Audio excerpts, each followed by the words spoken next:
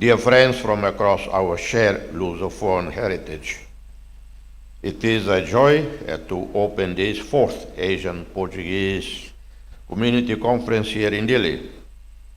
To welcome fellow Lusophone communities from across Asia gives me a great sense of happiness. Thank you all for making the journey. You have come from the shores of Malacca and Macau, from the parishes of Bangkok, from the valleys of Myanmar and the hills of Goa, from Jakarta and Flores, from Sri Lanka and beyond. Each of you carries a piece of a shared history, a thread in a fabric that stretches across the Indian Ocean, across centuries and across cultures. This conference is more than a gathering. We are bringing a family together. It is a moment to reflect on our shared history, to strengthen our bonds of solidarity, and to tell our stories with pride and with honesty as we look together towards a future built on friendship, respect, and renewal. Our shared story begins on the sea. In the 16th century, brave and curious men from a small country on the edge of Europe looked to the ocean. They launched small sailing ships, the caravellas, into the unknown, guided by the stars and a thirst for discovery.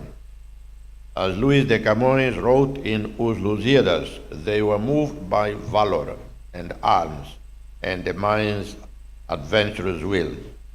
They sailed not only for spices and trade, but with a belief, both noble and naive, that the world could be mapped and known. Their journey was physical but also spiritual. They carried with them not only weapons but words. They brought faith and fear, violence and vision. They made the world smaller but also larger.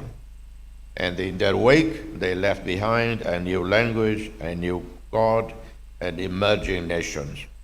In doing so, they reshaped the world. The Portuguese left a mark on Asia that time has not erased. Our communities are all proof of this undeniable truth. The result is something that endures, the birth of communities that are both European and Asian, resilient communities that have shaped the countries in which they live. We understand that while this heritage is complex, it is meaningful. In Timor-Leste, the Portuguese arrival changed everything. We were once a land of kingdoms. We shared a land and a culture, but we had no sense of national identity. It was the Portuguese and the broader European experience that introduced to us the idea of the modern nation state.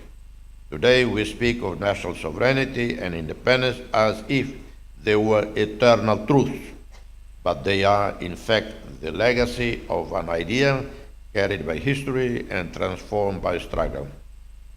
And it was this idea that forged our people with a sense of unity and national identity. And so, when our country was occupied and the time came to fight for independence, it was our history that gave our struggle its strength, the strength of common purpose, of shared language, and of unbreakable unity. It also gave the foundation to make our case to the world, to make our diplomatic argument for self-determination. It allowed us to speak with one voice, to articulate a legal and moral claim, and to engage with international law and the rights it protects to people. And this was made possible because we stood on foundations laid centuries ago. But friends, we are not only connected to Portugal, we are connected to each other. The Portuguese administered their Asian territories with a sense of interconnectedness. Cultural, administrative, and religious ties flowed between Goa and Malacca, between Flores and Sri Lanka. For a time, Timor was even administered by the governor of Macau. The church also played a central role in this web of connection. It brought not only faith, but also formal education, writing, and spiritual discipline. In our time of resistance, the church stood with us. It offered sanctuary, gave meaning to our suffering. In moments of despair, it held out hope. For many Timorese and for many across our Lusophone communities in Asia, the Church was not just a spiritual refuge, but a guardian of culture, memory, and moral clarity. These shared histories are not just to be remembered, they shape who we are today. Across Asia, Portuguese descendant communities have survived wars, famines, migrations, and political upheaval. They adapted and endured. They safeguarded traditions, stories, rituals, and unique cuisines. Their survival is an act of defiance against forgetting. And yet, they are often invisible in national narratives, forgotten by textbooks and histories, treated as curiosities rather than as contributors to the richness of the nations in which they live. That is why it matters so much to come together. You are here not just to remember, but to reimagine, to agree on a shared path forward. You must value shared bonds, not as nostalgia, but as a foundation to resist the erosion of culture, the loss of stories, and the slow drift of communities. This conference gives you the space to reflect on the past and to celebrate the richness and diversity of the heritage represented by participants from across Asia. But as importantly, it gives you the chance to shape how the next chapter of this long story will be written. That's why this conference will discuss the proposed Dili Declaration. And that is why we are taking the historic step of establishing the Asian Portuguese Community Association, APCA. This association will be more than a network of people and communities. It is a promise and a commitment to persevere, to record, and to empower, to recognize the values of communities that are often marginalized or overlooked. The APCA will give voice to Asian Portuguese communities in conversation with governments and international institutions. It will support research, education, and economic sustainability. It will help protect the histories and identities of people whose cultures are mixed, complex, and proud. The goal is not only to honor the past, but to make that past a platform for renewal. This will include documenting oral history, supporting cultural festivals, and strengthening community-led development.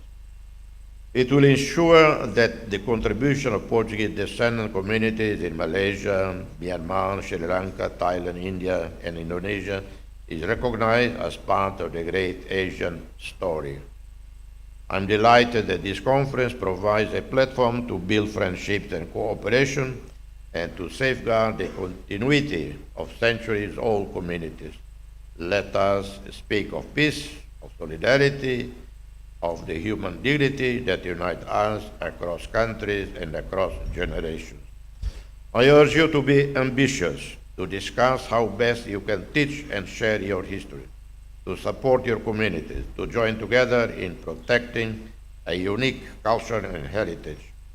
I urge you to be brave and to look to the horizon, just as your ancestors did when they set sail into the unknown.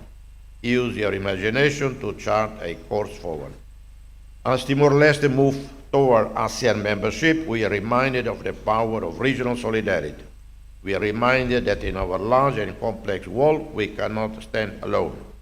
Timor-Leste identity as the only Portuguese-speaking country in Asia provides us with a powerful connection, not just to Portugal and the countries of the CPLP, but to the Asian communities that share our links to the past. Timor-Leste is a mosaic of languages. Apart from the many maternal languages and the two official languages, Tetum and the Portuguese, we have two other languages prescribed in our constitution as working languages.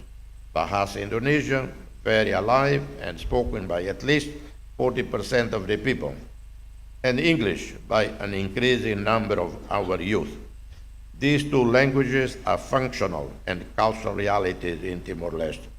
We are proud to host this conference. We do so not only to honor the past, but to shape the future And we do so because we believe that in this community we are not alone.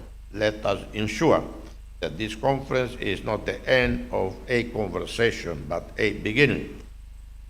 Let it give birth to something lasting, not only institutional but personal. Let the friendships formed here carry forward long after the banners are taken down. In a world increasingly driven by division and conflict, this conference gives us the opportunity to come together in peace, solidarity, and friendship. If we have the courage to continue what begins here, with generosity, with clarity, and with purpose, that will be the true legacy of this conference. Thank you very much. Terima kasih. Obrigado.